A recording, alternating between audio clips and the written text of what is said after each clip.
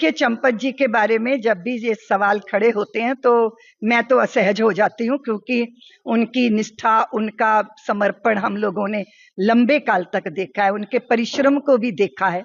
लेकिन वही वाली बात है कि कभी कभी ऐसा होता है कि चंदन के वृक्ष पे भी सर्प लिपटे होते हैं जो अपने विष का त्याग नहीं कर पाते। आसपास वाले लोगों ने इस तरह का दुराचरण किया कि एक ऐसे व्यक्ति को भी प्रश्नों के कटघरे में आज हम खड़ा देख रहे हैं, जो देख के अच्छा नहीं लग रहा। क्या कुछ कहने का? देखिए, बहुत दुर्भाग्यपूर्ण प्रसंग है ये। आस्थाएं जब धक्का खाती हैं तो बहुत घायल कर देती हैं।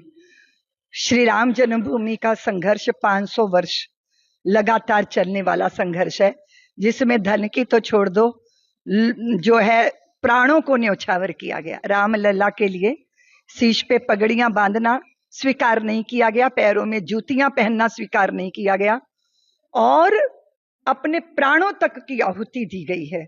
उस स्थान पर इस तरह की घटनाएं सचमुच दुर्भाग्यपूर्ण है।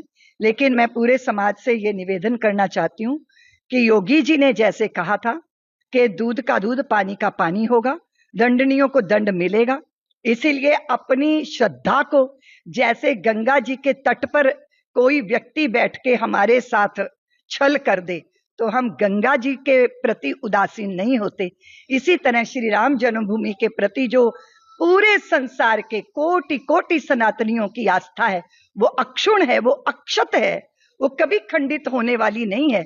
लेकिन इस तरह की दुर्घटनाएं नहीं होनी चाहिए, क्योंकि जब कोई अपनी बहुत परिश्रम की कमाई में से कुछ प्रभु के लिए अर्पित करता है तो उसका भाव भगवान के लिए अर्पित करने का होता है।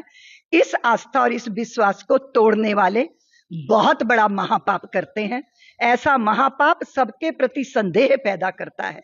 जैसे अभी पीछे समय कोई घटनाएं घटी हैं कि एक लड़की ने अपने प्रेमी के साथ मिलकर अपने होने वाले पति की ही हत्या कर दी, तो अब सारी लड़कियों को आशंका की दृष्टि से देखा जाएगा। जैसे कोई धर्म का भेष धारण किए व्यक्ति दुराचरण करता है तो सभी भगवाधारी या धर्म के भेष धारण करने वाले को संशय की दृष्टि से देखा जाता है। तो ऐसे संदेह पैदा कर देना, विश्वास तोड़ देना, ये बहुत बड़ा महापाप है। ऐसे दंडनियों को दंड मिलना ही चाहिए। तो मैं पूरे समाज से निवेदन करूंगी कि श्री राम लला जो भव्य मंदिर में विराजे हैं, वो अपने भक्तों की प्रतीक्षा सदैव करते हैं और उनके प्रति हमारी निष्काम भक्ति अहिर्निश इसी तरह प्रवाहित होती रहेगी। भक्तों के मेले यूं ही लगते रहेंगे, ऐसी मेरी आशा है।